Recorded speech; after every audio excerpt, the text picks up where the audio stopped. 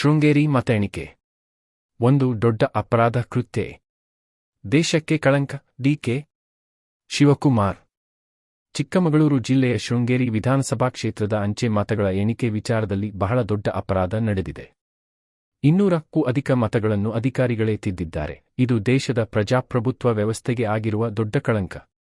ಇದನ್ನು ನಾವು ನ್ಯಾಯಾಲಯದಲ್ಲಿ ಪ್ರಶ್ನಿಸಲಿದ್ದೇವೆ ಎಂದು ಉಪಮುಖ್ಯಮಂತ್ರಿ ಡಿಕೆ ಶಿವಕುಮಾರ್ ಹೇಳಿದರು. ತುಂಗಭದ್ರಾ ಅಣೆಕಟ್ಟೆಗೆ ಭಾನುವಾರ ಭೇಟಿ ನೀಡಿದ್ದ ಅವರು ಮಾಧ್ಯಮದವರೊಂದಿಗೆ ಮಾತನಾಡಿ, ಶೃಂಗೇರಿ ಕ್ಷೇತ್ರದಲ್ಲಿ ಅಧಿಕಾರಿಗಳನ್ನು ಬಳಸಿಕೊಂಡು ಮತಪತ್ರಗಳಲ್ಲಿ ಹಸ್ತಕ್ಷೇಪ ನಡೆದಿದೆ. ಹಾಲಿ ಕಾಂಗ್ರೆಸ್ ಶಾಸಕರಿಗೆ ಬಂದಿರುವ ಮತಗಳನ್ನು ತಿದ್ದಿದ್ದಾರೆ. ಈ ಬಗ್ಗೆ ದೊಡ್ಡ ತನಿಖೆ ಆಗಲೇಬೇಕು. ಅದನ್ನು ನಾವು ಮಾಡಲಿದ್ದೇವೆ.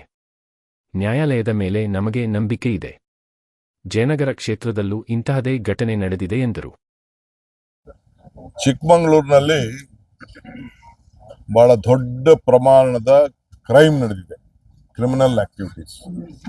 ಬಿಜೆಪಿಯವರು ಮಾಜಿ ಶಾಸಕರು ಕೆಲವು ಅಧಿಕಾರಿಗಳನ್ನ ಉಪಯೋಗಿಸ್ಕೊಂಡು ಶೃಂಗೇರಿಲಿ ಎಲ್ಲ ಉಪಯೋಗಿಸ್ಕೊಂಡು ಅದಾದಮೇಲೆ ಟ್ಯಾಂಪರ್ ಮಾಡಿ ವೋಟ್ ಎಲ್ಲ ಕೌಂಟಿಂಗ್ ಆದಮೇಲೆ ಒಳಗಡೆ ಇಡುವಂಥ ಸಂದರ್ಭದಲ್ಲಿ ಮತ್ತು ತಿರ್ಗಾದಾದಮೇಲೆ ಬೂತ್ ಕೂಡ ಓಪನ್ ಆಗಿ ಏನು ನಮ್ಮ ಪೋಸ್ಟಲ್ ಬ್ಯಾಲೆಟ್ ಇತ್ತು, ನಮ್ಮ ಕ್ಯಾಂಡಿಡೇಟ್ಗೆ ಬಂದಂಥ ವೋಟ್ ಮೇಲೆ ತಿರ್ಗಾ ಬಂಡಲ್ ತೆಗೆದುಕೊಂಡು ಒಂದೊಂದು ಮಾರ್ಕ್ ಹಾಕಿ ಬೇರೆ ಪೆನ್ನಲ್ಲೆಲ್ಲ ಮಾರ್ಕ್ ಮಾಡಿ 200ಕ್ಕೂ ಹೆಚ್ಚು ಮತಗಳನ್ನು ಆ ರೀತಿ ಡ್ಯಾಮೇಜ್ ಮಾಡಿದ್ದು ಈಗಾಗಲೇ ವರದಿಯಾಗಿದೆ.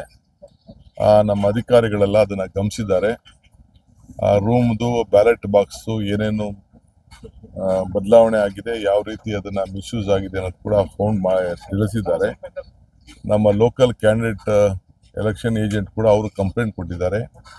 ಹಿಂದೆ ಕೌಂಟಿಂಗ್ ಆದಮೇಲೆ ಕಂಪ್ಲೀಟು ಅವ್ರ ಏಜೆಂಟ್ಗಳು, ನಮ್ಮ ಏಜೆಂಟ್ಗಳು, ಅಧಿಕಾರಿಗಳೆಲ್ಲ ಸೇರಿ ಸಿಗ್ನೇಚರ್ ಹಾಕಿದ್ದಾರೆ. ಅದಾದ ಮೇಲೆ ಈ ತೀರಿ ಆಗಿರೋದು ಇಡೀ ದೇಶಕ್ಕೆ ಒಂದು ದೊಡ್ಡ ಕಳಂಕ. ಚುನಾವಣಾ ವ್ಯವಸ್ಥೆ, ಪ್ರಜಾಪ್ರಭುತ್ವ ವ್ಯವಸ್ಥೆಗೆ ಒಂದು ದೊಡ್ಡ ಕಳಂಕ. ಇದು ಎಲ್ಲ ರಾಜಕೀಯ ಪಕ್ಷಗಳು ಇದನ್ನು ಭಾಳ ಹುಷಾರಾಗಿರಬೇಕು.